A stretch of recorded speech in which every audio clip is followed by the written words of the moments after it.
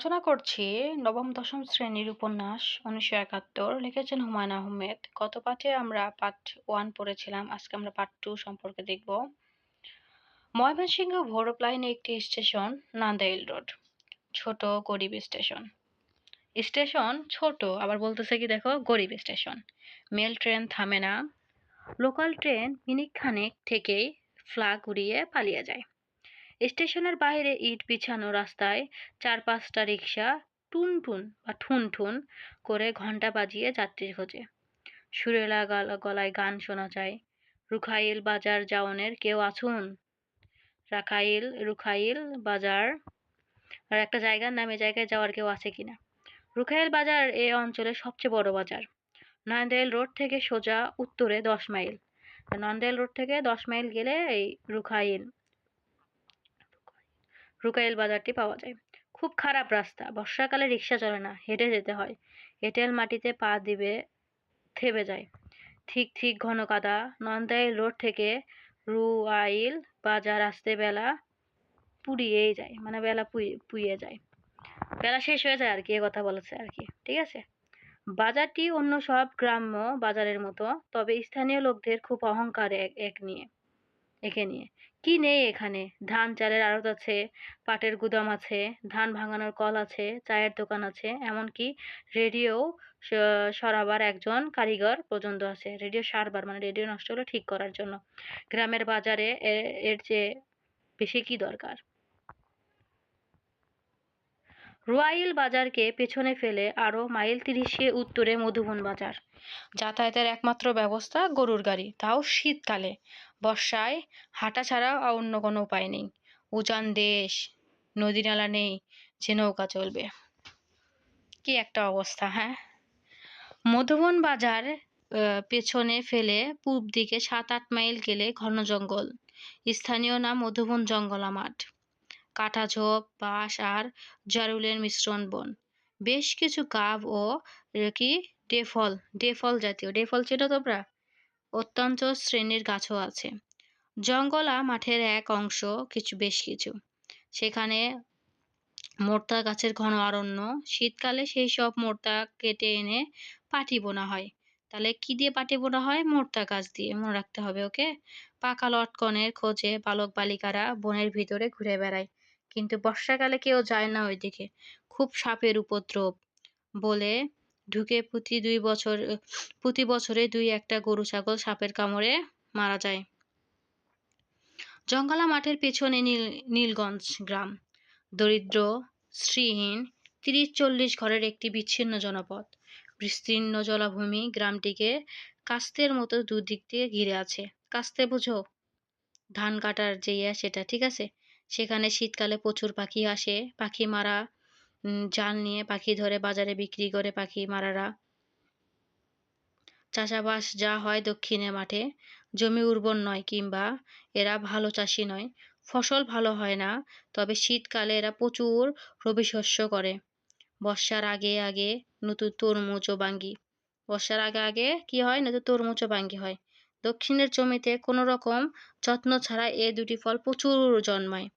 গ্রামের অধিকাংশ ঘরেই খড়ের ছাউনি। সাম্প্রতি কয়েকটি টিনের ঘর রয়েছে। বদিউজ্জামানের ঘরটি টিনের। তার হাতে এখন কিছু পয়সা কড়ি হয়েছে। টিনের ঘর বানানো ছাড়াও সে একটি সাইকেল কিনেছে। চালানো শিখে ওঠেনি বলে এখনো সে হেঁটেই মধুবন বাজারে যায়। সপ্তাহে একবার নতুন সাইকেলটি ঝাপঝোড় করে। গ্রামের একমাত্র পাকা দালানটি প্রকাণ্ড। ২ বিঘা জমির উপর একটা হুলুস্থুলু ব্যাপার। সুসাং দুর্গাপুরের মহারাজের নায়েব চন্দ্রকান্ত সেন মশাই এ বাড়ি বানিয়ে গৃহপ্রবেশের দিন স্বর্ণাপাতে মারা যান, মানে সাপের।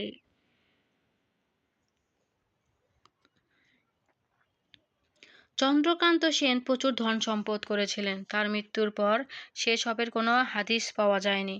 সবার ধারণা সোনাদানা পিতলের কলসিতে ভরে তিনি জগ করে গেছেন। তার উত্তরাধিকারীরা পিতলের কলসির খোঁজে প্রচুর খোঁড়াখুড়ি করেছে, কোনো সন্ধান পাওয়া যায়নি। চন্দ্রকানন সেন মাসাইলের বর্তমান একমাত্র উত্তরাধিকারী। নীলু সেন প্রকাণ্ড দালানটিতে থাকেন। তার বয়স প্রায় ৫০। দেখাও তার চেয়ে বেশি। নীলু সেনকে গ্রামে যথেষ্ট খ্যাতি করা হয়। যাবতীয় সালিসেতে তিনি থাকেন। বিয়ে শাদী কোনো কথাবার্তা তাকে ছাড়া করা হয় না। লোকটি অত্যন্ত মিষ্টিভাষী, মানে মিষ্টি মিষ্টি মিষ্টি মিষ্টি করে কথা বলে তা না, মানে ভালোবেসে কথা বলে আর কি। হ্যাঁ, এই গ্রামের সবচেয়ে সম্পদশালী ব্যক্তি হচ্ছে জয়নাল মিয়া।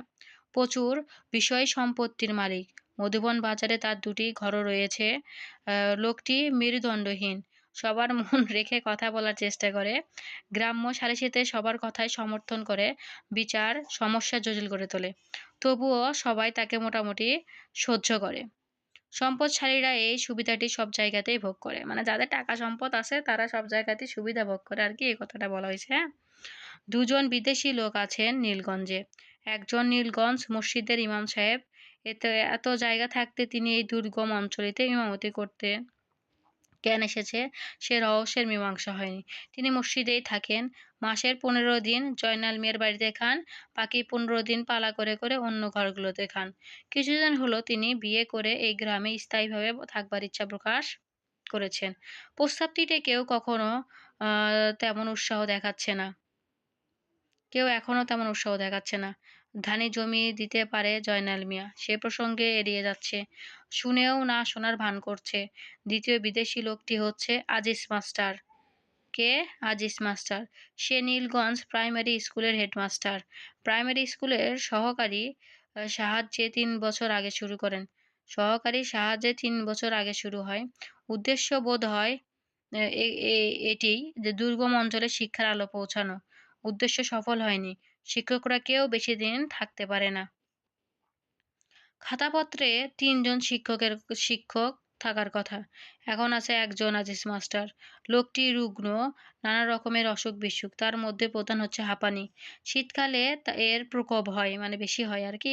গরমকালটা মোটামুটি ভালোই কেটে যায়। আজিজ মাস্টার একজন কবি। সে গত ৩ মাসে ৪ নম্বরই একটি রুল টানা খাতায় কবিতা লিখে ভরিয়ে ফেলেছেন। প্রতিটি কবিতায় একটি রমণীকে উদ্দেশ্য করে লেখা, যাকে বিভিন্ন সময়ে বিভিন্ন নামে রাখা হয়েছে, যেমন স্বপ্নরানী, কেশবতী, অচিন পাখি ইত্যাদি। তার ৩টি কবিতা নেত্রকোনা থেকে প্রকাশিত। কোথায় থেকে প্রকাশিত? নেত্রকোনা থেকে প্রকাশিত মাসিক কিষান পত্রিকায় ছাপা হয়েছে। আজিজ মাস্টারের কাব্য প্রতিভা সম্পর্কে গ্রামের লোকজন ওয়াকিবহাল। তারা এই কবিতাকে যথেষ্ট সমীহ করেন। সমীহ করার আরেকটি কারণ হচ্ছে আজিজ মাস্টার গ্রামের সবচেয়ে শিক্ষিত মানুষ, বিএ পর্যন্ত পড়েছিলেন। পরীক্ষা দেওয়া হয়নি। তার আবার পরীক্ষা দেওয়ার কথা। সে জয়নাল মিয়ার একটি ঘরে থাকেন। তার স্ত্রীকে সে ভাবি সাব বলে ডাকে, কিন্তু তার বড় মেয়েকে দেখলেই কেমন জানি বিচলিত বোধ করে। মেয়েটির নাম মালা। মাঝে মধ্যে মালা তাকে ভাত বেড়ে দেয়। সেই সময়টা আজিজ মাস্টার বড় অস্বস্তি বোধ করে। সে যখন বলে, মামা আরেকটু ভাত দেই, তখন কোনো কারণ ছাড়াই আজিজ মাস্টারের কান টান লাল হয়ে যায়। আজিজ মাস্টার কয়েকদিন আগে মালারানী নামের একটি দীর্ঘ কবিতা রচনা করেছেন। কবিতাটি কিষান পত্রিকায় পাঠাবে কিনা এ নিয়ে সে খুব চিন্তিত। হয়তো পাঠাবে। নীলগঞ্জের যে দিকটায় জলাভূমি, একদল কৈতব থাকে সেই দিকে। গ্রামের সঙ্গে তাদের খুব একটা যোগ নেই। মাছ ধরার সিজনে জলমহলে মাছ ধরতে যায়, আবার ফিরে আসে। কর্মহীন সময়টাতেও চুরি ডাকাতি করে। নীলগঞ্জে কেউ এদের ঢাকায় না, ঘাটায় না। গত বছর কৈতব্যপাড়ায় খুন হলো একটা। ওরে আল্লাহ! নীলগঞ্জের মাতব্বররা এমন ভাব করলেন যেন তারা কিছুই জানেন না। থানা পুলিশ কিছুই হলো না। যার ছেলে খুন হলো সেই চিত্রা বুড়ি কিছুদিন ছোটাছুটি করল নীলু সেনের কাছে। নীলু সেন শুকনো গলায় বললেন, তোদের ঝামেলা তোরা মিটা। থানাওয়ালার কাছে যা। বুড়ি ফেঁপাতে ফেঁপাতে বলল, থানাওয়ালার কাছে গেলে আমার দেহের মধ্যে পুইতা থুইব কইছে। নীলু সেন গম্ভীর হয়ে বললেন, টেনে টেনে বললেন, এদেরকে ঘাটাঘাটি করা ঠিক ঠিক না। রক্ত গরম জাত, কি করতে কি করে, বিচার আইতো না। নীলু সেন তার জবাব দিতে পারলেন না। অস্পষ্টভাবে বললেন, এখন বাদ দে, পরে দেখি কিছু করা যায় কিনা। বুড়ি আরো কিছুদিন ছোটাছুটি করলো এবং একদিন দেখা গেল কৈতব্যের দলবেঁধেরা জলমহলে মাছ ধরতে গিয়েছে। বুড়িকে সঙ্গে নেয়নি।